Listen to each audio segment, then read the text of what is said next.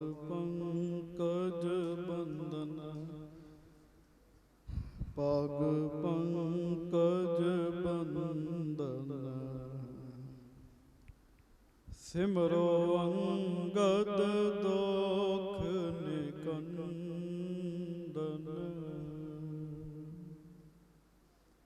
ਅਮਰਦਾਸ ਗੁਰ ਹਿਰਦੈ ਧਿਆਵੋ ਹਿਰਦੈ ਧਿਆਵੋ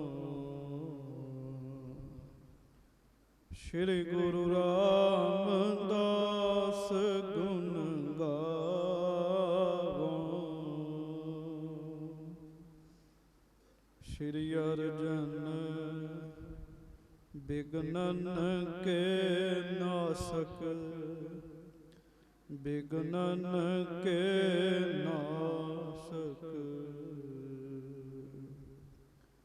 ਸ਼੍ਰੀ ਹਰਗੋਬਿੰਦ ਸ਼ੁਭ ਸੁਮਤ ਪ੍ਰਕਾਸ਼ਕ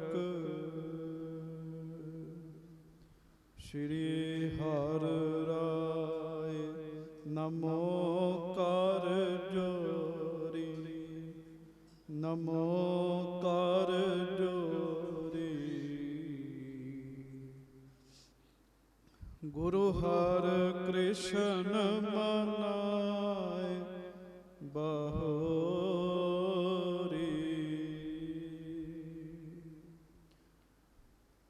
ਗੁਰੂ ਤੇਗ ਬਹਾਦੁਰ ਪਰਮ ਕਿਰਪਾਲਾ ਪਰਮ ਕਿਰਪਾਲਾ ਸ਼੍ਰੀ ਗੁਰੂ ਗੋਬਿੰਦ ਸਿੰਘ ਬਿਸਾਲਾ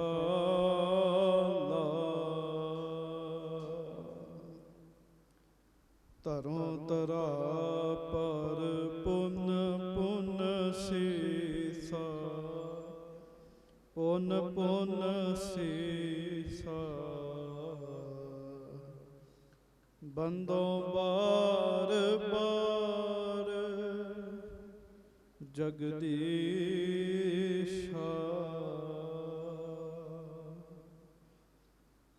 ਜਿਸ ਮਹਿ ਅੰਮ੍ਰਿਤ ਗਿਆਨ ਹੈ ਮਾਣਕ ਭਗਤ ਬੈਰਾਗ ਸ਼੍ਰੀ ਗੁਰੂ ਗ੍ਰੰਥ ਸਾਹਿਬ ਉਦਦ ਬੰਦੋਂ ਕਰ ਅਨੁਰਾਗ ਏਕ ਓੰਕਾਰਾ ਸਤਿਗੁਰੂ ਤਿਹ ਪ੍ਰਸਾਦ ਸਚ ਹੋਇ ਵਾਹਿਗੁਰੂ ਜੀ ਕੀ ਫਤਿਹ ਬਿਗਨ ਵਿਨਾਸ਼ਨ ਸੋਏ।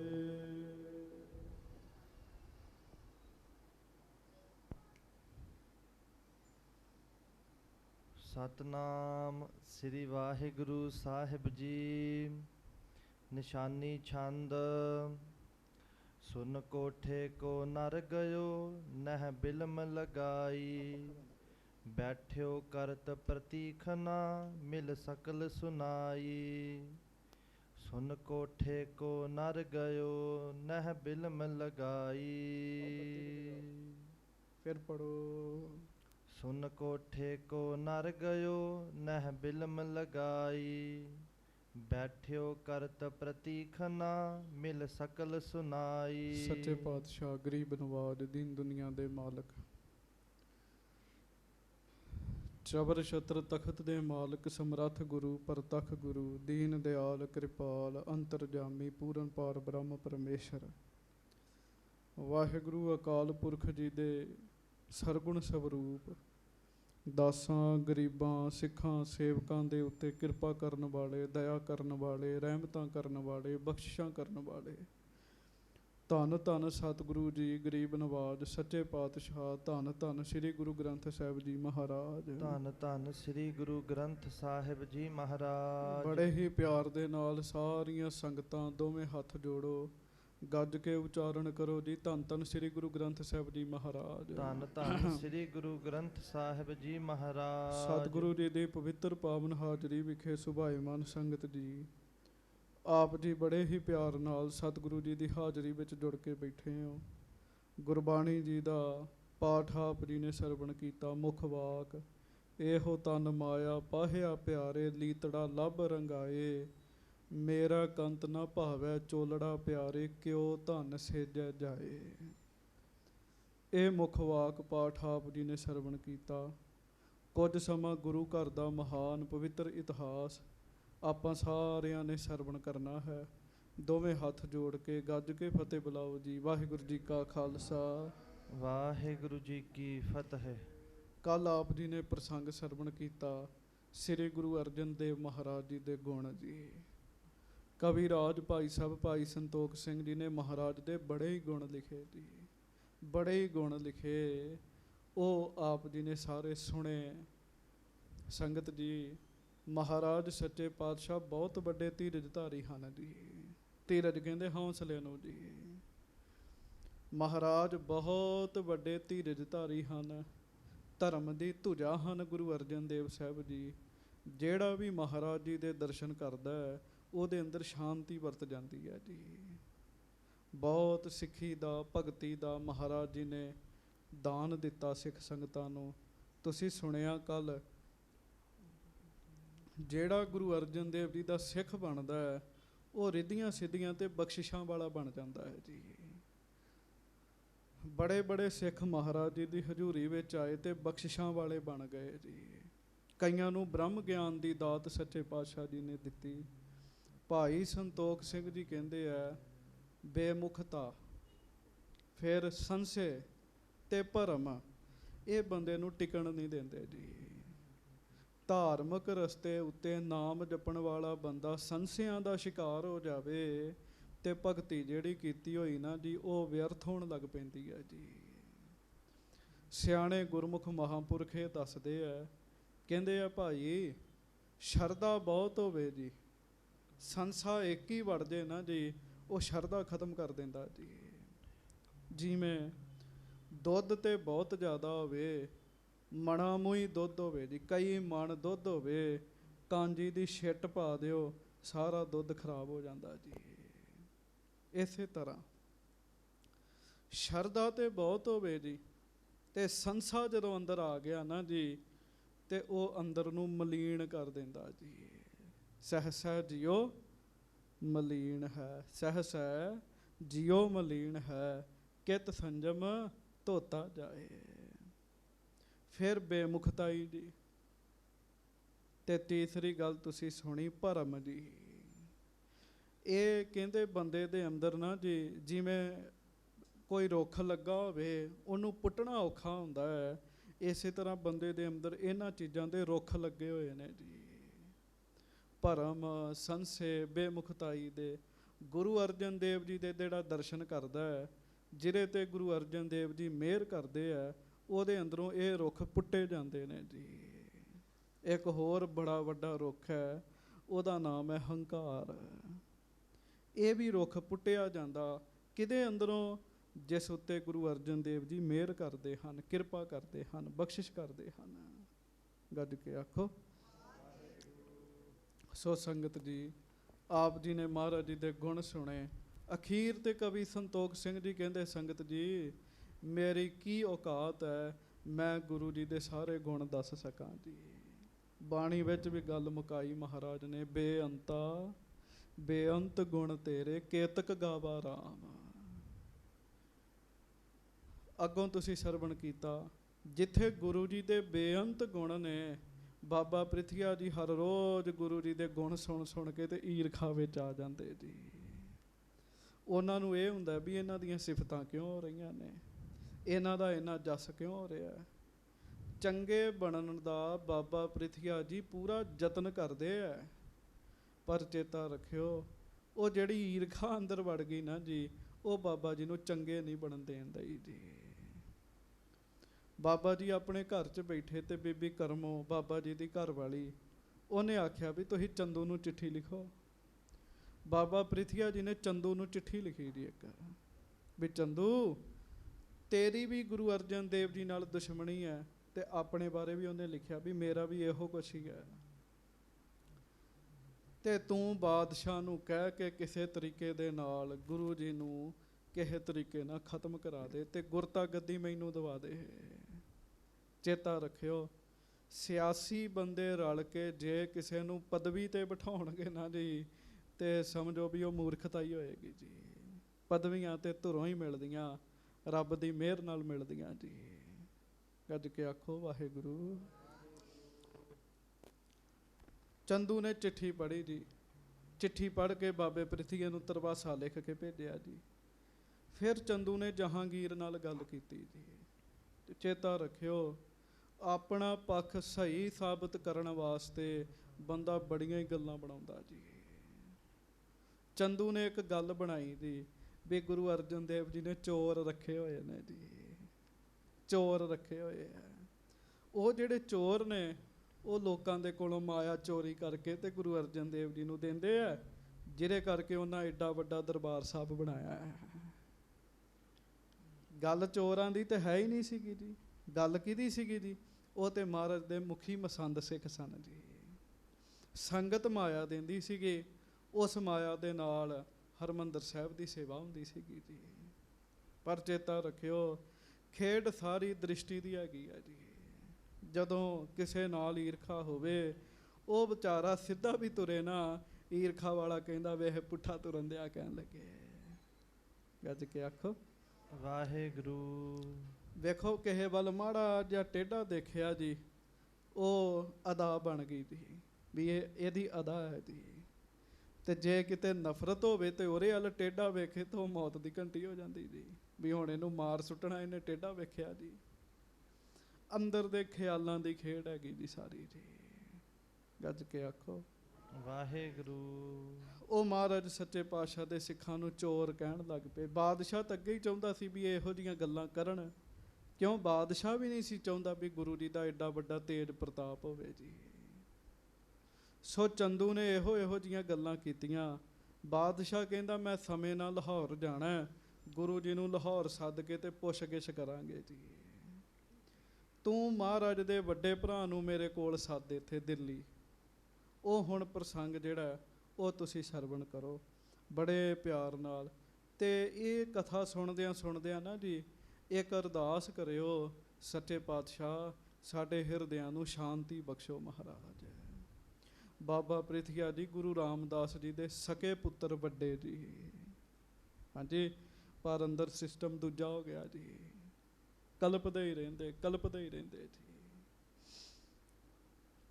ਹੁਣ ਇਹਦੇ ਤੋਂ ਅੱਗੇ ਆਪਾਂ ਕਥਾ ਸਰਵਣ ਕਰੀਏ। ਸਭ ਸੰਗਤ ਆਖੋ ਧੰਨ ਧੰਨ ਸ੍ਰੀ ਗੁਰੂ ਅਰਜਨ ਦੇਵ ਜੀ ਮਹਾਰਾਜ। ਧੰਨ ਧੰਨ ਸ੍ਰੀ ਗੁਰੂ ਅਰਜਨ ਦੇਵ ਸਾਹਿਬ ਜੀ ਮਹਾਰਾਜ। ਧੰਨ ਧੰਨ ਸ੍ਰੀ ਗੁਰੂ ਅਰਜਨ ਦੇਵ ਸਾਹਿਬ ਜੀ ਮਹਾਰਾਜ। ਧੰਨ ਧੰਨ ਸ੍ਰੀ ਗੁਰੂ ਅਰਜਨ ਦੇਵ ਸਾਹਿਬ ਜੀ ਧੰਨ ਮਹਾਰਾਜ। ਧੰਨ ਸ੍ਰੀ ਗੁਰੂ ਅਰਜਨ ਦੇਵ ਸਾਹਿਬ ਜੀ ਮਹਾਰਾਜ। ਧੰਨ ਧੰਨ ਸ੍ਰੀ ਗੁਰੂ ਅਰਜਨ ਦੇਵ ਸਾਹਿਬ ਜੀ ਮਹਾਰਾਜ। ਸਭ ਸੰਗਤ ਗੱਜ ਕੇ ਆਖੋ ਜੀ ਸਤਨਾਮ ਸ੍ਰੀ ਵਾਹਿਗੁਰੂ ਸਾਹਿਬ ਜੀ। ਹਾਂਜੀ। ਨਿਸ਼ਾਨੀ ਛੰਦ ਸੁਨ ਕੋਠੇ ਕੋ ਨਰ ਗਇਓ ਨਹਿ ਬਿਲਮ ਲਗਾਈ। ਚੰਦੂ ਨੇ ਚਿੱਠੀ ਲਿਖ ਕੇ ਇੱਕ ਬੰਦਾ ਭੇਜਿਆ ਵੀ ਬਾਬਾ ਪ੍ਰਿਥੀਆ ਜੀ ਤੁਹਾਨੂੰ ਬਾਦਸ਼ਾਹ ਸੱਦ ਰਿਹਾ ਹੈ। ਉਹ ਏਲਚੀ ਬੰਦਾ ਚਿੱਠੀ ਵਾਲਾ ਹਲਕਾਰਾ ਬਾਬਾ ਪ੍ਰਿਥੀਆ ਜੀ ਦੇ ਕੋਲ ਆਇਆ ਜੀ। ਜਿੱਥੇ ਬਾਬਾ ਜੀ ਕੋਠੇ 'ਚ ਬੈਠੇ ਸਨ, ਭਾਵ ਕੋਠੇ 'ਚ ਕੋਠਾ ਨਗਰ ਹੈ ਜੀ। ਗੁਰੂ ਕਾ ਕੋਠਾ ਵੀ ਨਾਮ ਰਖਾਇਆ ਸੀਗਾ ਜੀ। ਮਾਲਵੇ ਦੇ ਵਿੱਚ ਉਹ ਪਿੰਡ ਹੈਗਾ ਜੀ। ਉਸ ਕੋਠੇ ਪਿੰਡ ਵਿੱਚ ਗਿਆ ਉਹ ਬੰਦਾ ਬੜੀ ਤੇਜ਼ੀ ਨਾਲ ਛੇਤੀ ਪਹੁੰਚ ਗਿਆ। ਹਾਂਜੀ। ਬੈਠਿਓ ਕਰਤ ਪ੍ਰਤੀਖ ਨਾ ਮਿਲ ਸਕਲ ਸੁਨਾਈ। ਤੇ ਬਾਬਾ ਪ੍ਰਿਥੀਆ ਜੀ ਪਹਿਲਾਂ ਹੀ ਬੈਠੇ ਉਡੀਕ ਰਹੇ ਸਨ ਜੀ ਵੀ ਕਿਹੜਾ ਵੇਲਾ ਹੋਵੇ ਤਾਂ ਬੰਦਾ ਆਵੇ ਤੇ ਮੈਨੂੰ ਦੱਸੇ ਵੀ ਚੰਦੂ ਕੀ ਕਹਿ ਰਿਹਾ ਜੀ। ਉਹਨੇ ਆ ਕੇ ਫਿਰ ਸਾਰੀ ਗੱਲ ਦੱਸੀ ਜੀ ਵੀ ਤੁਹਾਨੂੰ ਬਾਦਸ਼ਾਹ ਸੱਦਦਾ ਹੈ।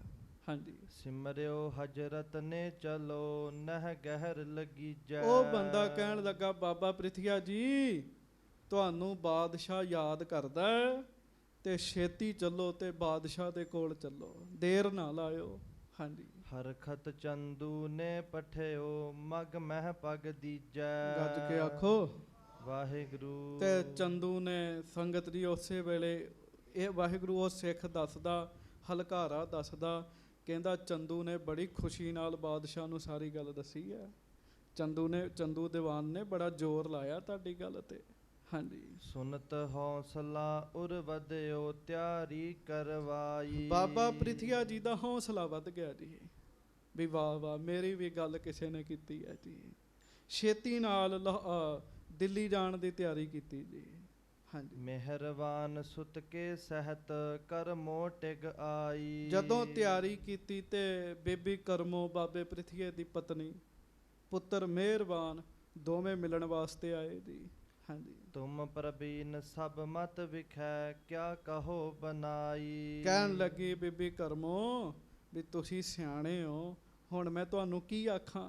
ਹਾਂਜੀ। ਕਰੋ ਬਾਤ ਸ਼ੁਭਰੀਤ ਕੀ ਹੋਏ ਸਹਿਜ ਸੁਭਾਈ। ਪਰ ਫਿਰ ਵੀ ਮੈਂ ਤੁਹਾਨੂੰ ਕਵਾਂਗੀ ਵੀ ਉਹ ਗੱਲ ਕਰਿਓ ਜਿਹੜੀ ਚੰਗੀ ਹੋਵੇ ਤੇ ਸਾਡੇ ਫਾਇਦੇ ਵਿੱਚ ਹੋਵੇ, ਕੋਈ ਉਲਟ ਗੱਲ ਨਾ ਕਰਿਓ। ਕਹਿਣ ਲੱਗੀ। ਹਾਂਜੀ। ਨਹ ਉਲਟੀ ਕਿਮ ਗਰ ਪਰ ਹੈ ਪਤ ਰਹਿ ਨਾ ਜੈਸੇ। ਗੱਜ ਕੇ ਆਖੋ ਵਾਹਿਗੁਰੂ। ਬੇਬੇ ਕਰਮੋਂ ਨੂੰ ਪਹਿਲਾਂ ਹੀ ਪਤਾ ਲੱਗਣ ਲੱਗ ਪਿਆ। ਕਹਿਣ ਲੱਗੀ ਕਿਤੇ ਇਹ ਨਾ ਹੋਵੇ ਵੀ ਗੱਲ ਉਲਟੀ ਪੈ ਜੇ ਤੇ ਮੇਰੇ ਕੋਲੋਂ ਮੇਰਾ ਪਤੀ ਸਦਾ ਲਈ ਖੁੱਸ ਜੇ। ਹਾਂਜੀ। ਚਲਹਿ ਜੀਵ ਕਾ ਬਹੁਤ ਅਬ ਨਤ ਆਛੇ ਐਸੇ। ਕਿਉਂ ਤੁਹਾਡੇ ਹੁੰਦਿਆਂ ਸਾਡੀ ਜੀਵਕਾ ਗੁਜ਼ਾਰਾ ਬੜਾ ਵਧੀਆ ਚੱਲ ਰਿਹਾ, ਪਿੱਛੋਂ ਸਾਡਾ ਕੀ ਬਣੇਗਾ। ਹਾਂਜੀ। ਬਾਹੋ ਪਰੈ ਤੁਰਕਾਨ ਸੋ ਕਰਹਿ ਨਾ ਸਨਮਾਨਾ। ਗੱਜ ਕੇ ਆਖੋ ਵਾਹਿਗੁਰੂ। ਉਹ ਕਹਿਣ ਲੱਗੇ ਪਤੀ ਜੀ ਉੱਥੇ ਤੁਸੀਂ ਜਾਣਾ, ਤੁਰਕ ਹੀ ਉੱਥੇ ਹੋਣੇ ਆ ਤੇ ਤੁਰਕਾਂ ਨਾਲ ਤੁਹਾਡਾ ਵਾਹ ਪੈਣਾ ਤੇ ਪਤਾ ਨਹੀਂ ਵੀ ਉਹਨਾਂ ਇੱਜ਼ਤ ਕਰਨੀ ਕਿ ਨਹੀਂ ਕਰਨੀ, ਪਤਾ ਥੋੜੀ ਜੀ ਉਹਨਾਂ ਦਾ ਜੀ। ਕਈ ਉਹ ਬੰਦੇ ਜਿਨ੍ਹਾਂ ਨੂੰ ਲੋਕ ਬਹੁਤ ਮੰਨਦੇ ਪੂਜਦੇ ਆ, ਸਿਆਸੀ ਬੰਦੇ ਭੋਰਾ ਇੱਜ਼ਤ ਨਹੀਂ ਕਰਦੇ ਉਹਨਾਂ ਦੀ ਜੀ। ਇਹਨਾਂ ਸਿਆਸੀਆਂ ਤੋਂ ਤੇ ਰੱਬ ਹੀ ਬਚਾਵੇ ਸੰਗਤ ਜੀ। ਹਾਂਜੀ। ਹਾਂਸੀ ਕਰਹਿ ਸ਼ਰੀਕ ਗਨ ਜੇ ਹੋਏ ਕੁਛ ਹਾਨਾ। ਪਤੀ ਜੀ ਤੁਸੀਂ ਉੱਥੇ ਚੱਲੇ ਹੋ, ਜੇ ਤੁਹਾਡਾ ਸਨਮਾਨ ਨਾ ਕੀਤਾ ਲੋਕਾਂ ਨੂੰ ਪਤਾ ਲੱਗਾ ਤਾਂ ਉਹਨਾਂ ਮਖੌਲ ਉਡਾਉਣਾ ਸਾਡਾ। ਹਾਂਜੀ। ਮੋਹੇ ਨਾ ਆਛੋ ਅਬ ਲਗਹਿ ਕਿਤ ਜਾਨ ਤੁਮਾਰਾ। ਅੱਛਾ ਬੀਬੀਆਂ ਬੈਠੀਆਂ ਨੇ, ਤੁਸੀਂ ਵੀ ਸਿਆਣੇ ਸਿੰਘ ਬੈਠੇ ਜੇ। ਕਈ ਵਾਰੀ ਨਾ ਬੰਦੇ ਦਾ ਮਨ ਅੰਦਰੋਂ ਬਹੁਤ ਕੁਝ ਬੋਲ ਕੇ ਦੱਸਦਾ ਜੀ। ਬੀਬੀ ਕਰਮੋ ਜੀ ਕਹਿਣ ਲੱਗੇ ਪਤਾ ਨਹੀਂ ਕੀ ਗੱਲ ਹੈ ਪਰ ਤੁਹਾਨੂੰ ਭੇਜਣ ਨੂੰ ਮੇਰਾ ਜੀ ਨਹੀਂ ਕਰਦਾ। ਕਹਿਣ ਲੱਗੇ ਮੇਰਾ ਜੀ ਨਹੀਂ ਕਰਦਾ ਵੀ ਤੁਸੀਂ ਉੱਥੇ ਜਾਓ। ਹਾਂਜੀ।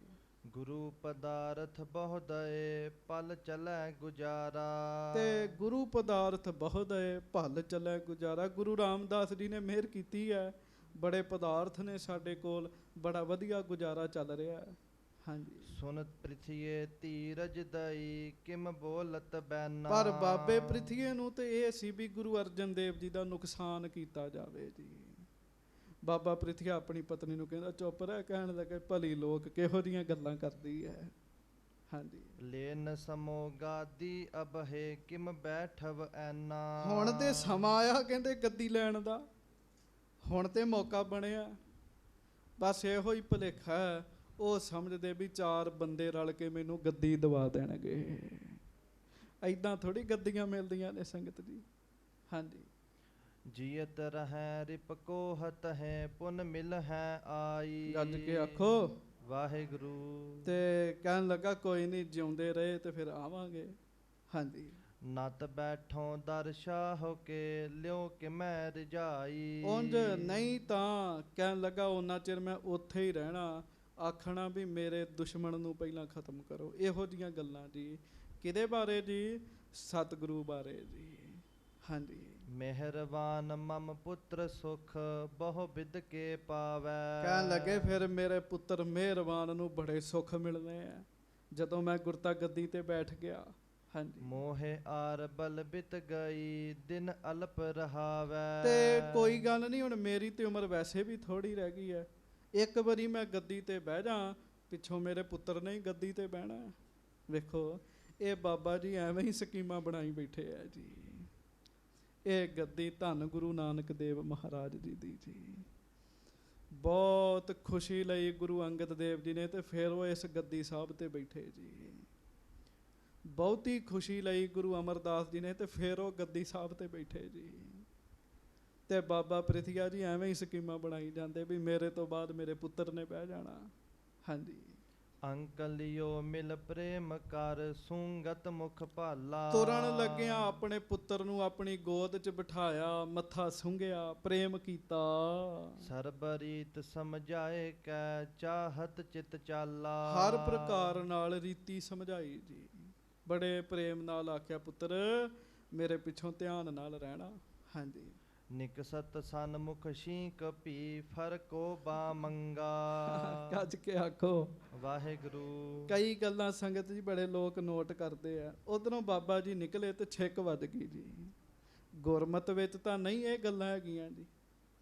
ਤੁਰਦਿਆਂ ਸਮੇਂ ਵਾਹਿਗੁਰੂ ਜੀ ਦਾ ਨਾਮ ਲਓ, ਬਾਣੀ ਪੜ੍ਹੋ ਤੇ ਚੜ੍ਹਦੀ ਕਲਾ ਹੀ ਹੈ ਜੀ। ਹਾਂਜੀ। ਪਰ ਇਹ ਲੋਕ ਮੰਨਦੇ ਸੀਗੇ ਉਸ ਸਮੇਂ ਦੀ। ਉਹ ਛਿੱਕ ਵੱਜ ਗਈ ਜੀ, ਤੇ ਜਿੱਥੇ ਛਿੱਕ ਵੱਜੀ ਉੱਥੇ ਖੱਬੇ ਅੰਗ ਫੜਕਣ ਲੱਗ ਪਏ ਜੀ। ਹਾਂਜੀ। ਸਮਦਾ ਕੋ ਸਿਰ ਭਾਰ ਧਰ ਨਰ ਮਿਲਿਓ ਕੁਡੰਗਾ। ਕਹਿੰਦੇ ਲੱਕੜਾਂ ਸਿਰ ਤੇ ਚੁੱਕ ਕੇ ਸਾਹਮਣਿਓ ਬੰਦਾ ਲੰਘਦਾ ਹੋਵੇ ਤਾਂ ਵੀ ਸਫ਼ਰ ਤੇ ਨਹੀਂ ਲੋਕ ਜਾਂਦੇ ਜੀ। ਇਹੋ ਕੰਮ ਹੀ ਹੋਇਆ ਜੀ ਬਾਬੇ ਪ੍ਰਿਥੀਏ ਨਾਲ ਜੀ। ਮੈਂ ਫਿਰ ਬੇਨਤੀ ਕਰਾਂ, ਗੁਰੂ ਦੀ ਮਰਿਆਦਾ ਨਹੀਂ ਹੈਗੀ ਜੀ, ਪਰ ਉਸ ਸਮੇਂ ਇਹੋ ਜਿਹੀਆਂ ਗੱਲਾਂ ਲੋਕ ਬੜੀਆਂ ਮੰਨਦੇ ਸਨ ਜੀ। ਹਾਂਜੀ। ਸੰਸੈ ਕਰਮੋ ਬਹੁ ਕਰਹਿ ਨਹਿ ਸਕਹਿ ਹਟਾਈ। ਬੀਬੀ ਕਰਮੋਂ ਨੂੰ ਸ਼ੱਕ ਹੋ ਗਿਆ ਜੀ। ਸੰਸਾ ਵੜ ਗਿਆ ਅੰਦਰ ਵੀ ਹੁਣ ਪਤਾ ਨਹੀਂ ਕੀ ਬਣਨਾ। ਪਰ ਉਹ ਬਾਬੇ ਪ੍ਰਿਥੀਏ ਨੂੰ ਮਨਾ ਵੀ ਨਹੀਂ ਕਰ ਸਕਦੀ ਬੀਬੀ ਜੀ ਵੀ ਨਾ ਜਾਓ। ਹਾਂਜੀ। ਫੁਰਤ ਬਿਲੋਚਨ ਦਾਹਨੋ ਲਖ ਉਰ ਦੁਖਦਾਈ। ਤੇ ਸੰਗਤ ਜੀ ਸੱਜੀ ਅੱਖ ਫੜਕਣ ਲੱਗ ਪਈ ਬੀਬੀ ਕਰਮੋਂ ਦੀ ਜੀ। ਉਹਨੇ ਸੋਚਿਆ ਵੀ ਇਹ ਹੁਣ ਦੁਖਦਾਈ ਸਮਾਂ ਆਉਣ ਵਾਲਾ ਹੈ। ਇਹ ਨਾ ਉਸ ਸਮੇਂ ਲੋਕਾਂ ਨੇ ਅੰਦਾਜ਼ੇ ਬਣਾਏ ਹੋਏ। ਮੈਂ ਫਿਰ ਬੇਨਤੀ ਕਰਾਂ, ਗੁਰੂ ਘਰ ਵਿੱਚ ਇਹ ਗੱਲਾਂ ਨਹੀਂ ਹੈਗੀਆਂ ਜੀ। ਹਾਂਜੀ।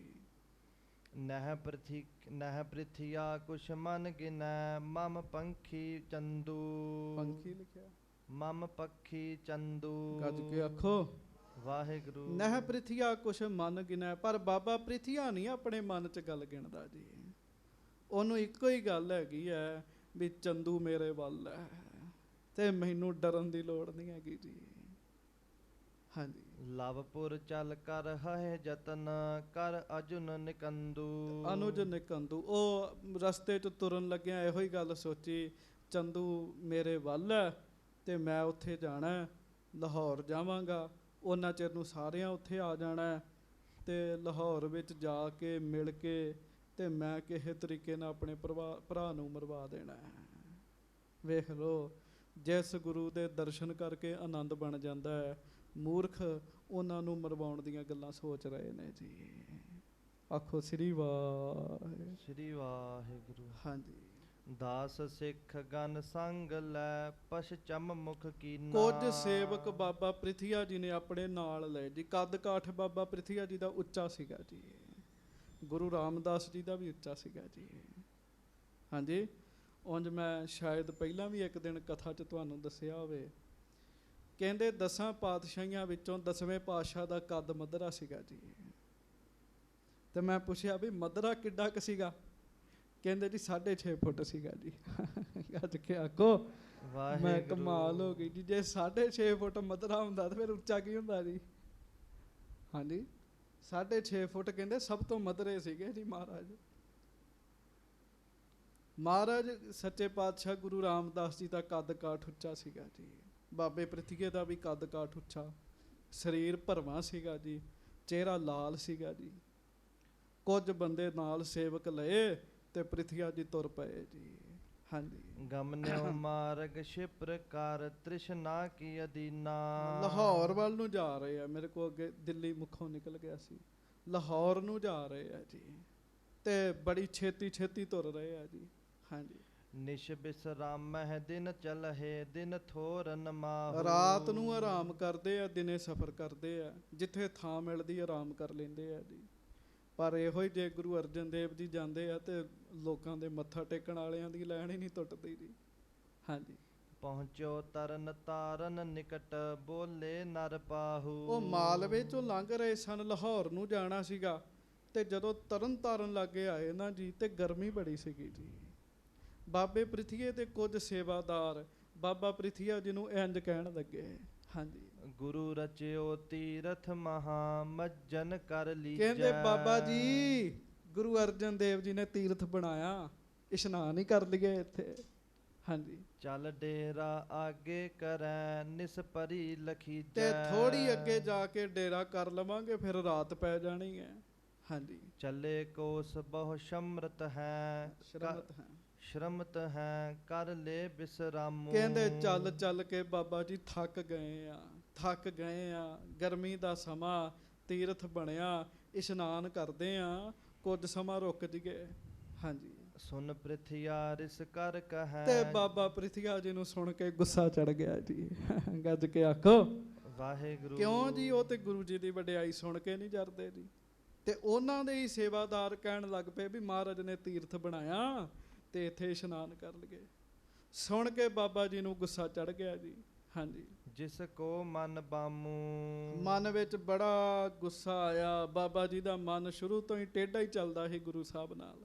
ਹਾਂਜੀ, ਇਹ ਛਪੜੀ ਤੀਰਥ ਨਹੀਂ ਫਲ ਕਹਾਂ ਨਹਾਏ। ਗੱਜ ਕੇ ਆਖੋ ਵਾਹਿਗੁਰੂ। ਮਹਾਨ ਪਵਿੱਤਰ ਸਰੋਵਰ ਨੂੰ ਛਪੜੀ ਆਖਿਆ ਜੀ। ਫਿਰ ਜੀ ਕਹਿੰਦੇ ਇੱਥੇ ਨਹਾਉਣ ਦਾ ਕੀ ਫਾਇਦਾ ਹੈਗਾ, ਕੀ ਫਲ ਮਿਲਣਾ ਨਹਾ ਕੇ। ਹਾਂਜੀ, ਨਹੀਂ ਗੁਰੂ ਕੋ ਰਚਿਤ ਥਲ ਕਛ ਪੂਰ ਨ ਪਾਏ। ਇੱਥੇ ਕਹਿਣ ਲੱਗੇ ਕੋਈ ਨਾਤਿਆਂ ਕੁਝ ਪੂਰਾ ਨਹੀਂ ਪੈਣਾ, ਕੋਈ ਫਲ ਨਹੀਂ ਮਿਲਣਾ। ਉਹ ਈਰਖਾ ਨਾ ਅੰਦਰ ਤਾਂ ਜੀ ਉਥੇ ਤੇ ਕੋੜੀ ਇਸ਼ਨਾਨ ਕਰਨ ਤੇ ਕੋੜ ਦੂਰ ਹੋ ਜਾਂਦੇ ਆ ਜੀ। ਹਾਂਜੀ, ਤੁਰਕਨ ਛੀਨ ਪਚਾਵੇ ਅੰਨ ਰਚਬੇ ਨਹਿ ਦੀਨੋ। ਕਹਿਣ ਲੱਗਾ ਇਹ ਕੋਈ ਤੀਰਥ ਹੈ? ਕਹਿਣ ਲੱਗਾ ਇੱਥੇ ਤੇ ਜਦੋਂ ਤੀਰਥ ਦੀ ਰਚਨਾ ਕਹਿੰਦੇ ਹੋ ਰਹੀ ਸੀ ਤੇ ਤੁਰਕ ਇੱਟਾਂ ਲੈ ਗਏ ਸੀਗੇ। ਉਹ ਸੁਣੀ ਸਾਰੀ ਸਾਖੀ ਤੁਸੀਂ ਜੀ। ਹਾਂਜੀ, ਚਲੋ ਅਗਾਰੀ ਦੇਖੀ ਹੈ ਤੀਰਥ ਹਮ ਕੀਨੋ। ਕਹਿੰਦਾ ਅੱਗੇ ਚੱਲੋ, ਇੱਕ ਤੀਰਥ ਮੈਂ ਵੀ ਬਣਾਇਆ। ਕਹਿਣ ਲੱਗਾ ਉੱਥੇ ਜਾ ਕੇ ਇਸ਼ਨਾਨ ਕਰਿਓ। ਹੇਹਰ ਪਿੰਡ ਹੈ ਪਾਕਿਸਤਾਨ ਦੇ ਵਿੱਚ, ਉੱਥੇ ਇਹਨਾਂ ਨੇ ਇੱਕ ਤੀਰਥ ਬਣਾਇਆ ਸੀ, ਉਹਦਾ ਨਾਮ ਦੁੱਖ ਨਿਵਾਰਨ ਰੱਖਿਆ ਸੀਗਾ ਜੀ। ਮਤਲਬ ਗੁਰੂ ਸਾਹਿਬ ਜੀ ਦੇ ਬਣਾਏ ਸਰੋਵਰ ਵਿੱਚ ਵੀ ਆਪਣੇ ਸੇਵਾਦਾਰਾਂ ਨੂੰ ਇਸ਼ਨਾਨ ਨਹੀਂ ਕਰਨ ਦਿੱਤਾ ਜੀ ਉਹਨੇ ਜੀ। ਹਾਂਜੀ, ਤਹਾਂ ਕਰਹਿ ਬਿਸਰਾਮ ਕੋ ਸ਼ਰਮ ਸਭ ਨਿਰਵਾਰ। ਕਹਿਣ ਲੱਗਾ ਉੱਥੇ ਜਾ ਕੇ ਇਸ਼ਨਾਨ ਕਰਿਓ, ਆਰਾਮ ਕਰਿਓ। ਹਾਂਜੀ, ਭਲੇ ਅਸੂਦੇ ਹੋਏ ਹੈ ਦਿਨ ਦੋਏ ਤ੍ਰੈ ਟਾਰੈ। ਕਹਿਣ ਲੱਗੇ ਉੱਥੇ ਭਲੇ ਸੁਖੀ ਹੋਵਾਂਗੇ, 2-3 ਦਿਨ ਫਿਰ ਉੱਥੇ ਰਵਾਂਗੇ ਆਪਣੇ ਤੀਰਥ ਤੇ। ਹਾਂਜੀ, ਬਿਨ ਹੇਰੇ ਗੁਰਥਾਨ ਕੋ ਚਲ ਜਾਤ ਅਗਾਰੀ। ਤੇ ਗੱਲ ਤੇ ਭਾਗਾਂ ਦੀ ਹੀ ਕੀਤੀ। ਤਰਨ ਤਾਰਨ ਸਾਹਿਬ ਮਹਾਨ ਸਥਾਨ ਬਾਬਾ ਪ੍ਰਿਥੀਆ ਜੀ ਨੇ ਵੇਖਿਆ ਤੱਕ ਨਹੀਂ, ਦਰਸ਼ਨ ਵੀ ਨਹੀਂ ਕੀਤੇ ਜੀ, ਸਿੱਧਾ ਹੀ ਅੱਗੇ ਲੰਘ ਗਏ ਜੀ। ਹਾਂਜੀ, ਜਾਏ ਪਹੁੰਚਿਓ ਹੈ ਹਰੀ ਉਤਰਿਓ ਮੁਦ ਭਾਰੀ। ਤੇ ਬੜੀ ਖੁਸ਼ੀ ਦੇ ਨਾਲ ਨਾ ਹੇਹਰ ਪਿੰਡ ਵਿੱਚ ਉਤਾਰਾ ਕੀਤਾ ਜੀ। ਪਿਆਰਿਓ ਤਰਨ ਤਾਰਨ ਦੇ ਸਰੋਵਰ ਵਿੱਚ ਤੇ ਅੱਜ ਵੀ ਕੋੜੀ ਇਸ਼ਨਾਨ ਕਰਕੇ ਰਾਜੀ ਹੁੰਦੇ ਆ। ਹੇਹਰ ਵਾਲਾ ਸਰੋਵਰ ਲੱਭਦਾ ਵੀ ਨਹੀਂ ਹੁਣ ਜੀ। ਤੁਸੀਂ ਕਥਾ ਸੁਣੀ ਸੀ ਨਾ, ਇੱਕ ਦਰਬਾਰ ਸਾਹਿਬ ਇਹਨਾਂ ਨੇ ਵੀ ਬਣਾਇਆ ਸੀਗਾ ਜੀ, ਨਕਲ ਕਰਕੇ ਜੀ, ਪਰ ਕੋਈ ਮੱਥਾ ਟੇਕਣ ਹੀ ਨਹੀਂ ਆਉਂਦਾ ਹੁੰਦਾ ਜੀ। ਹਾਂਜੀ, ਸਿੱਖਨ ਕੋ ਉਪਦੇਸ਼ ਤੋ ਇਹ ਤੀਰਥ ਆਛੋ। ਆਪਣੇ ਸੇਵਾਦਾਰਾਂ ਨੂੰ ਬਾਬਾ ਪ੍ਰਿਥੀਆ ਜੀ ਕਹਿਣ ਲੱਗੇ ਵੀ ਇਹ ਤੀਰਥ ਬੜਾ ਵਧੀਆ ਹੈਗਾ, ਬੜਾ ਮਹਾਨ ਤੀਰਥ ਹੈ। ਹਾਂਜੀ, ਮੱਜਹੁ ਸ਼ਰਦਾ ਧਾਰ ਕਰ ਪ੍ਰਾਪਤ ਜੋ ਬਾਂਛੋ। ਇੱਥੇ ਇਸ਼ਨਾਨ ਕਰੋ, ਜੋ ਮੰਗੇਗਾ, ਜੋ ਮੰਗੋਗੇ ਮਿਲੇਗਾ। ਕਹਿਣ ਲੱਗੇ ਹਾਂਜੀ, ਬਿਸਰਾਮਹੁ ਸ਼ਰਮ ਪਰ ਹਰ ਹੋ ਪੁਨ ਲਵਪੁਰ ਚਾਲੈ। ਇੱਥੇ ਰਾਤ ਰਹੋ ਆਨੰਦ ਦੇ ਨਾਲ, ਫਿਰ ਕਹਿਣ ਲੱਗਾ ਆਪਾਂ ਲਾਹੌਰ ਚੱਲਾਂਗੇ। ਹਾਂਜੀ, ਖਾਨ ਪਾਨ ਕੀ ਨਸ ਪੁਨਹਿ ਕਰ ਸਵਾਦ ਬਿਸਾਲੈ। ਤੇ ਬੜੇ ਸਵਾਦ ਭੋਜਨ, ਸਵਾਦੀ ਭੋਜਨ ਬਾਬਾ ਪ੍ਰਿਥੀਆ ਜੀ ਨੇ ਆਪਣੇ ਚੇਲਿਆਂ ਵਾਸਤੇ ਬਣਵਾਏ ਜੀ। ਹਾਂਜੀ, ਨਿਸਾ ਪਰੀ ਸੁਪਤੇ ਪੁਨਹਿ ਉਠ ਪ੍ਰਾਤ ਨਹਾਏ। ਦਿਨੇ ਵਾਹਿਗੁਰੂ ਪਹਿਲਾਂ ਰਾਤ ਆਰਾਮ ਕੀਤਾ, ਦਿਨੇ ਫਿਰ ਸਾਰੇ ਉਸ ਤੀਰਥ ਵਿੱਚ ਇਸ਼ਨਾਨ ਨਹਾਤੇ ਜੀ ਸਾਰੇ ਜੀ। ਹਾਂਜੀ, ਕਰਿਓ ਕਰਾਹੁ ਵਰਤਾਏ ਕੈ ਹਰ ਖਤ ਹੀ ਖਾਏ। ਬਾਬੇ ਪ੍ਰਿਥੀਏ ਨੇ ਕੜਾਹ ਪ੍ਰਸ਼ਾਦ ਵਰਤਾਇਆ। ਥੋੜੇ ਜਿਹੇ ਲੋਕ ਸੀਗੇ ਉੱਥੇ ਜੀ, ਬਾਬਾ ਪ੍ਰਿਥੀਆ ਬੜਾ ਖੁਸ਼ ਹੋਇਆ ਜੀ। ਹਾਂਜੀ, 3 ਦਿਵਸ ਬੀਤੇ ਬਸਤ ਕਹਿ ਸੰਧਿਆ ਕਾਲਾ। 3 ਦਿਨ ਫਿਰ ਉੱਥੇ ਹੇਹਰ ਪਿੰਡ ਵਿੱਚ ਰਹੇ ਜੀ। ਸ਼ਾਮ ਦਾ ਸਮਾਂ ਹੋਇਆ ਚਲਹਿ ਕਾਲ ਕੋ ਲਵਪੁਰੀ ਹੋਏ ਕਾਜ ਬਿਸਾਲਾ। ਤੇ ਆਪਣੇ ਸੇਵਾਦਾਰਾਂ ਨੂੰ ਕਹਿਣ ਲੱਗੇ ਵੀ ਮੈਂ ਕੱਲ ਨੂੰ ਲਾਹੌਰ ਨੂੰ ਜਾਵਾਂਗਾ। ਕੱਜ ਕੇ ਆਖੋ ਵਾਹਿਗੁਰੂ। ਕੱਲ ਨੂੰ ਮੈਂ ਲਾਹੌਰ ਜਾਵਾਂਗਾ, ਆਪਾਂ ਆਪਣਾ ਕੰਮ ਕਰਾਂਗੇ। ਹਾਂਜੀ। ਚੰਦੂ ਕਰਹਿ ਪ੍ਰਤੀਖਨਾ ਇੱਕ ਸਿੱਖ ਮਿਲ ਆਇਆ। ਤੇ ਕਹਿਣ ਲੱਗੇ ਚੰਦੂ ਮੇਰਾ ਇੰਤਜ਼ਾਰ ਕਰ ਰਿਹਾ, ਮੇਰਾ ਸਿੱਖ ਇੱਕ ਮਿਲ ਕੇ ਆਇਆ ਉਹਨਾਂ ਨੂੰ। ਹਾਂਜੀ। ਅਰਜਨ ਕੋ ਮਾਰਿਓ ਚਾਹੈ ਲੈ ਮੋਹਿ ਸਹਾਇਆ। ਹੁਣ ਇਹ ਗੱਲਾਂ ਮੇਰੇ ਕੋਲ ਬੋਲੀਆਂ ਨਹੀਂ ਜਾਂਦੀਆਂ ਜੀ, ਡਰ ਲੱਗਦਾ। ਕੀ ਕਰੀਏ ਜੀ, ਸਿੱਖਾਂ ਮਹਾਰਾਜ ਦੇ। ਆਖੋ ਧੰਨ ਗੁਰੂ ਅਰਜਨ ਦੇਵ ਜੀ ਮਹਾਰਾਜ। ਧੰਨ ਸ੍ਰੀ ਗੁਰੂ ਅਰਜਨ ਦੇਵ ਸਾਹਿਬ ਜੀ ਮਹਾਰਾਜ। ਬਸ ਬਾਬਾ ਪ੍ਰਿਥੀਆ ਜੀ ਢਿੱਲੀਆਂ ਹੀ ਗੱਲਾਂ ਕਰਦੇ ਸੀ, ਮਹਾਰਾਜ ਨੂੰ ਮਾਰਨ ਦੀਆਂ ਹੀ ਗੱਲਾਂ ਬਾਰ-ਬਾਰ ਕਰਦੇ ਸੀਗੇ ਜੀ। ਹਾਂਜੀ। ਨਿਸਾ ਭਈ ਭੋਜਨ ਅਚਿਓ ਤਦ ਸਿੱਖ ਨੇ ਆਨਾ। ਤੇ ਰਾਤ ਪਈ, ਭੋਜਨ ਖਾਧਾ, ਭੋਜਨ ਛਕਿਆ, ਤੇ ਫਿਰ ਇੱਕ ਸਿੱਖ ਦਹੀਂ ਲੈ ਕੇ ਆਇਆ ਜੀ। ਹਾਂਜੀ। ਸੂਖਮ ਚਾਵਰ ਸਾਗਲ ਸੋ ਕੀ ਨਸਬਹੁ ਖਾਨਾ। ਵਾਹ ਜੀ ਵਾਹ, ਸਵਾਦ ਲਾਇਆ ਜੀ ਬਾਬਾ ਜੀ ਨੇ। ਦਹੀਂ, ਚੌਲ ਤੇ ਸਾਗ, ਇਹ ਕੁਝ ਰਲਾ ਲਿਆ ਸਾਰਾ ਕੁਛ ਜੀ। ਕੀ ਜੀ? ਦਹੀਂ, ਚੌਲ ਤੇ ਸਾਗ, ਇਹ ਚੀਜ਼ਾਂ ਰਲਾ ਕੇ ਤੇ ਬਾਬਾ ਪ੍ਰਿਥੀਆ ਜੀ ਗੇੜੇ ਤੇ ਗੇੜਾ ਛਕੀ ਗਏ ਜੀ। ਸਵਾਦ ਚ ਜ਼ਿਆਦਾ ਛਕ ਗਏ ਜੀ। ਹਾਂਜੀ। ਸਵਾਦ ਸਾਥ ਅਚ ਬਹੁ ਗਇਓ ਹੁਨਹਾਰ ਖਵਾਇਓ। ਕਹਿੰਦੇ ਸਵਾਦ ਵਿੱਚ ਬਾਬਾ ਪ੍ਰਿਥੀਆ ਜੀ ਜ਼ਿਆਦਾ ਹੀ ਛਕ ਗਏ ਜੀ ਕੁਛ। ਅਸਲ ਵਿੱਚ ਹੋਣੀ ਨੇ ਹੀ ਖਵਾਇਆ ਉਹਨਾਂ ਨੂੰ ਜੀ। ਹਾਂਜੀ। ਗਰ ਲਓ ਭਰ ਕੇ ਉਦਰ ਕੋ ਨਿਸ ਮਹਿ ਸੁਪਤਾਇਓ। ਜਿਹੜਾ ਬੰਦਾ ਖਾਣ ਤੇ ਨਹੀਂ ਕੰਟਰੋਲ ਕਰਦਾ, ਉਹ ਗੁਰੂ ਕਿਵੇਂ ਬਣੇਗਾ ਜੀ? ਹਾਂ, ਇਹ ਤਾਂ ਗੁਰੂ ਬਣਨਾ ਚਾਹੁੰਦੇ ਜੀ। ਜੀਭ ਤੇ ਕੰਟਰੋਲ ਨਹੀਂ ਹੈਗਾ ਜੀ। ਅਸਲ 'ਚ ਹੋਣੀ ਪ੍ਰੇਰ ਰਹੀ ਹੈ ਜੀ। ਸਾਗ, ਚੌਲ ਤੇ ਦਹੀਂ ਰਲਾਇਆ, ਜਦੋਂ ਛਕੀ ਗਏ ਤੇ ਗਲੇ ਤੱਕ ਭਰ ਗਏ ਜੀ। ਹਾਂਜੀ।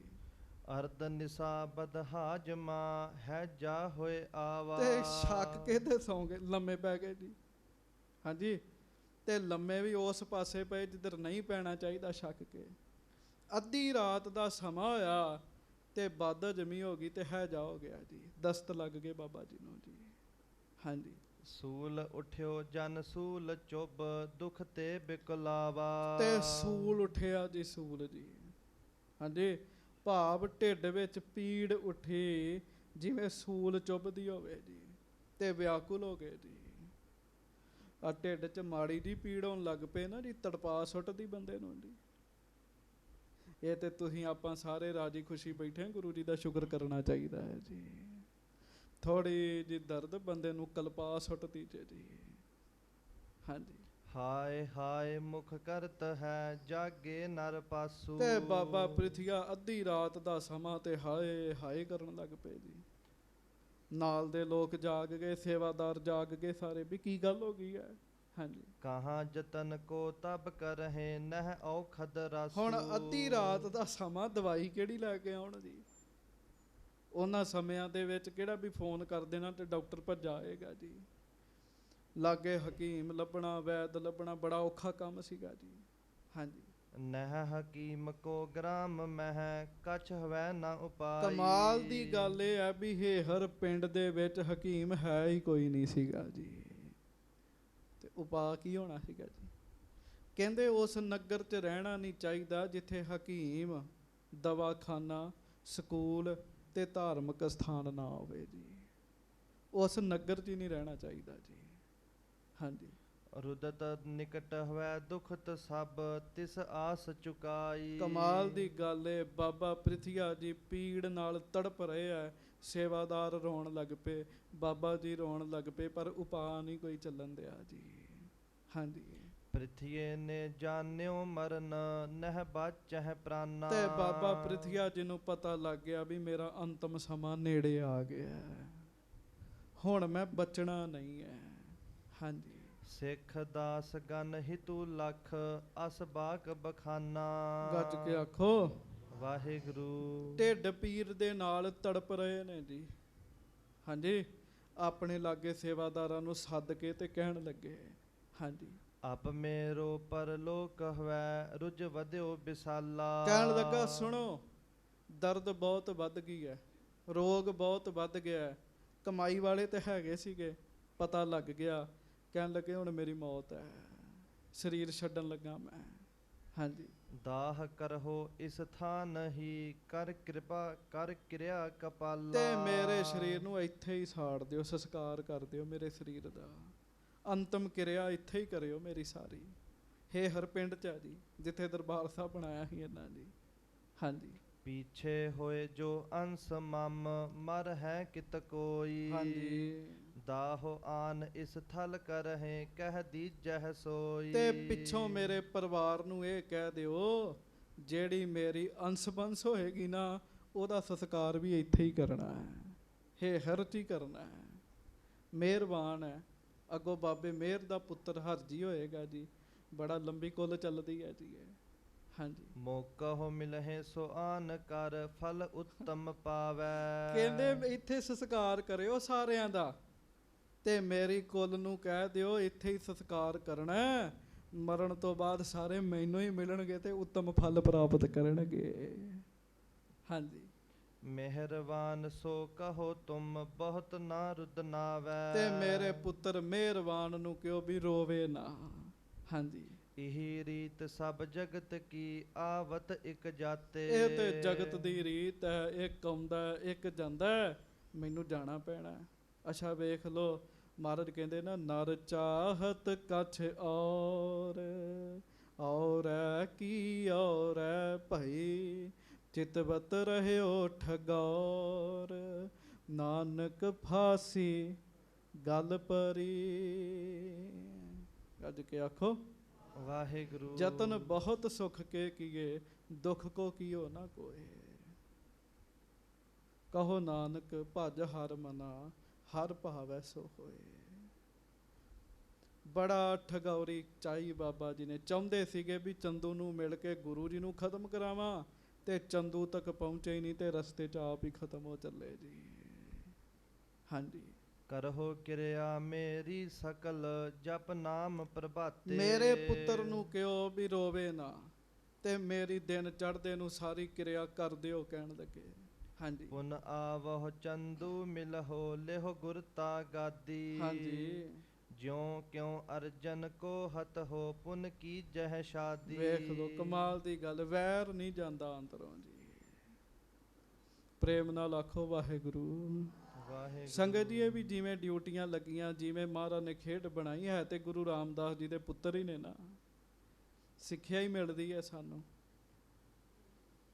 ਦਰਦ ਹੋ ਰਹੀ ਹੈ, ਸਰੀਰ ਛੱਡਣ ਲੱਗੇ ਹੈ, ਤੇ ਆਪਣੇ ਸਿੱਖਾਂ ਨੂੰ ਕਹਿਣ ਲੱਗੇ, ਮੇਰੇ ਪੁੱਤਰ ਨੂੰ ਕਿਉਂ ਚੰਦੂ ਨੂੰ ਜਾ ਕੇ ਮਿਲੇ, ਤੇ ਉਹਦੇ ਕੋਲੋਂ ਗੁਰਤਾ ਗੱਦੀ ਲਵੇ ਜੀ।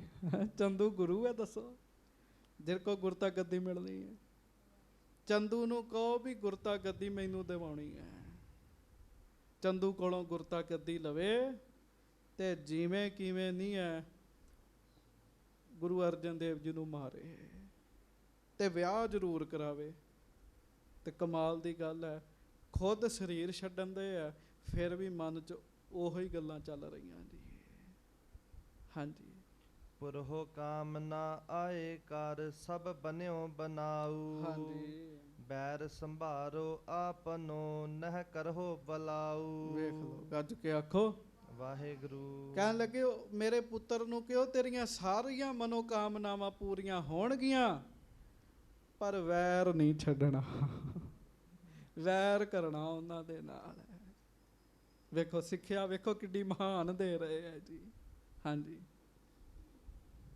ਇਮ ਕਹਿ ਧਰਨੀ ਪਰ ਪਰਿਓ, ਵਿਆਕੁਲ ਵੱਡ ਹੋਵਾ। ਇਹ ਕਹਿ ਕੇ ਧਰਤੀ ਤੇ ਲੰਮੇ ਪੈ ਗਏ, ਤੇ ਦਰਦ ਨਾਲ ਤੜਪਣ ਲੱਗ ਪਏ ਜੀ।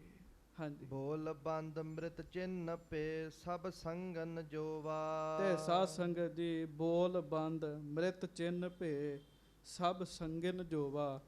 ਬਾਬਾ ਜੀ ਬੋਲਣੋਂ ਬੰਦ ਹੋ ਗਏ, ਸਰੀਰ ਹਿੱਲਣੋਂ ਬੰਦ ਹੋ ਗਿਆ, ਤੇ ਬਾਬਾ ਜੀ ਦਾ ਸਰੀਰ ਛੁੱਟ ਗਿਆ ਜੀ।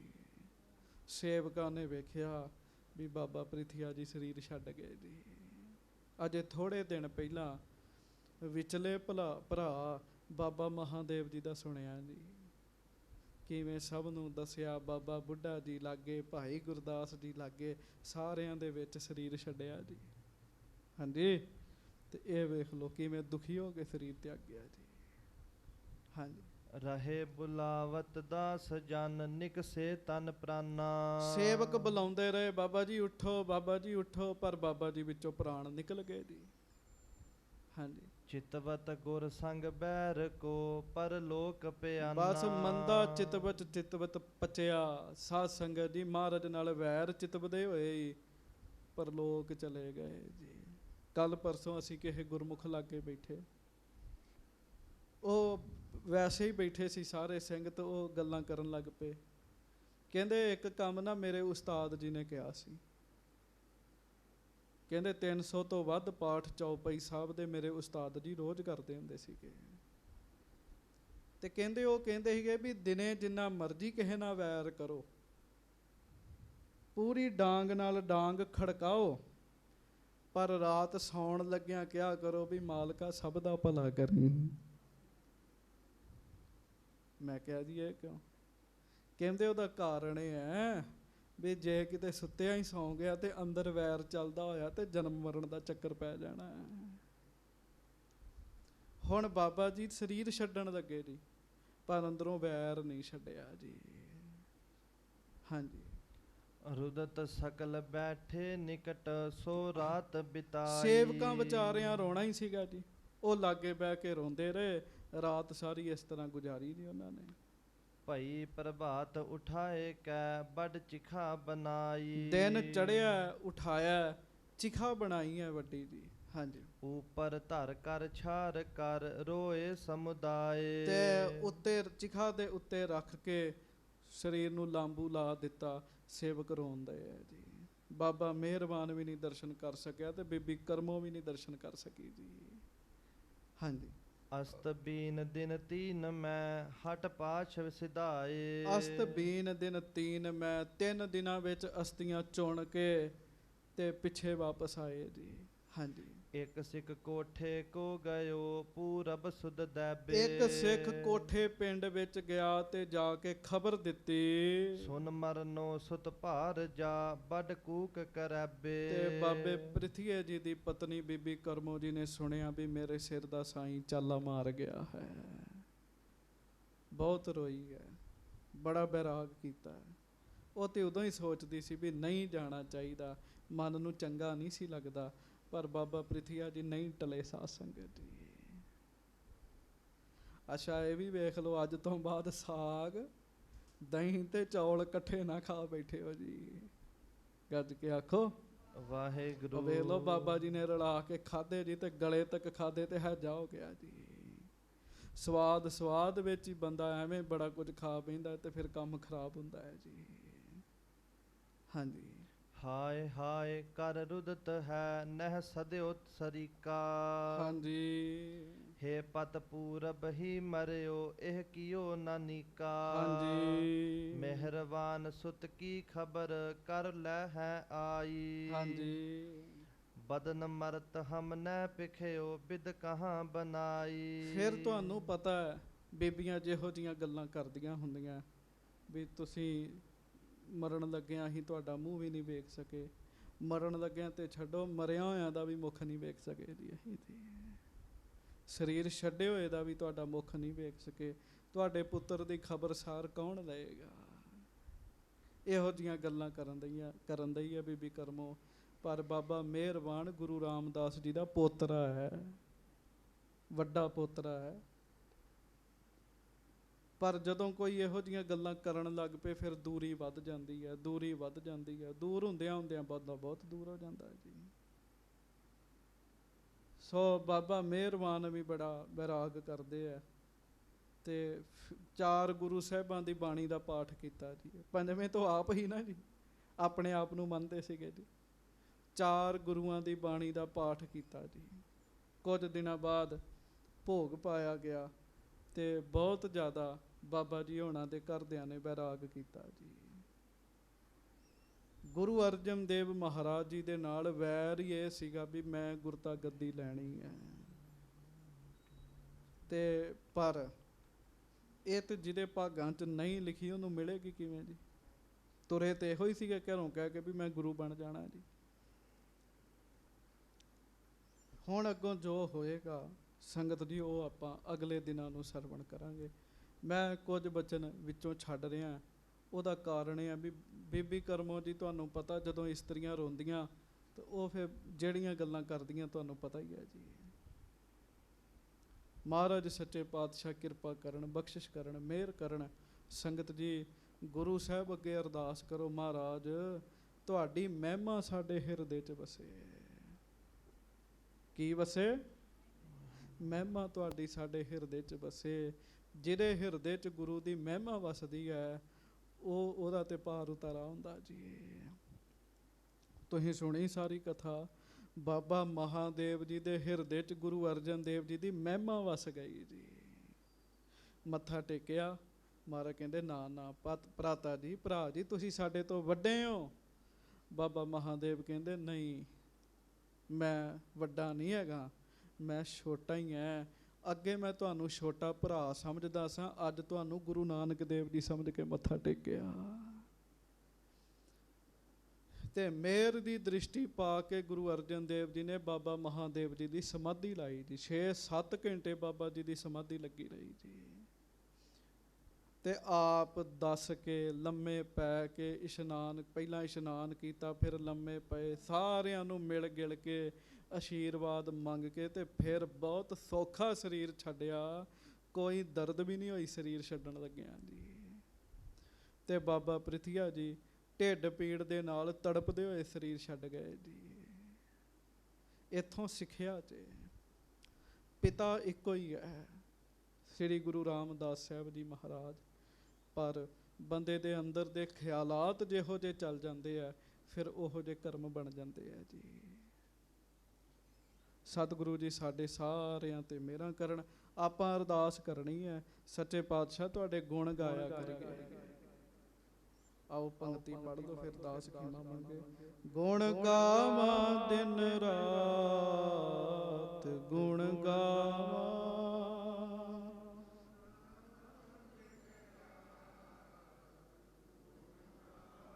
ਗੱਜ ਕੇ। ਗੁਣ ਗਾਵਾਂ ਦਿਨ ਰਾਤ, ਗੁਣ ਗਾਵਾਂ, ਗੁਣ ਗਾਵਾਂ ਦਿਨ, ਗੁਣ ਗਾਵਾਂ ਦਿਨ ਰਾਤ, ਗੁਣ ਗਾਵਾਂ।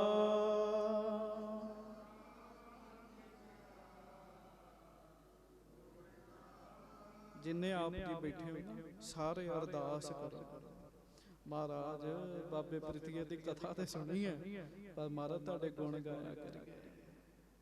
ਕਹੋ ਪ੍ਰੇਮ ਨਾਲ ਹੱਥ ਜੋੜ ਕੇ ਗੱਜ ਕੇ। ਗੁਣ ਗਾਵਾਂ ਦਿਨ ਰਾਤ, ਗੁਣ ਗਾਵਾਂ,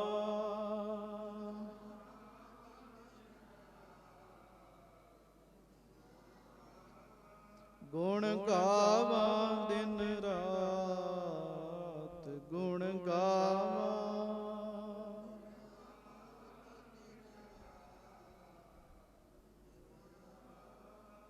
ਸੱਚੇ ਪਾਤਸ਼ਾਹ ਮਿਹਰਾਂ ਕਰੋ, ਤੁਹਾਡੇ ਗੁਣ ਗਾਇਆ ਕਰੀਏ। ਇਹ ਸਾਡੇ ਤੇ ਮਿਹਰ ਕਰ ਦਿਓ, ਕਿਰਪਾ ਕਰ ਦਿਓ, ਬਖਸ਼ਿਸ਼ ਕਰ ਦਿਓ। ਤੇ ਅਗਲਾ ਪ੍ਰਸੰਗ ਆਪਾਂ ਕੱਲ ਨੂੰ ਸਰਵਣ ਕਰਾਂਗੇ। ਗੁਣ ਗਾਵਾ ਦਿਨ ਰਾਤ ਨਾਨਕ ਚਾਓ ਇਹ ਹੋ। ਸਤਿਗੁਰੂ ਜੀ ਮਿਹਰਾਂ ਕਰਨ, ਕਿਰਪਾ ਕਰਨ, ਹੋਈਆਂ ਭੁੱਲਾਂ ਚੁੱਕਾਂ ਦੀ ਖਿਮਾ ਬਖਸ਼ਿਸ਼ ਕਰਨੀ। ਪਿਆਰ ਸਤਿਕਾਰ ਨਾਲ ਗੱਜ ਕੇ ਸਾਰੀ ਸੰਗਤ ਫਤਿਹ ਬੁਲਾਓ ਜੀ। ਵਾਹਿਗੁਰੂ ਜੀ ਕਾ ਖਾਲਸਾ, ਵਾਹਿਗੁਰੂ ਜੀ ਕੀ ਫਤਿਹ। ਸੋ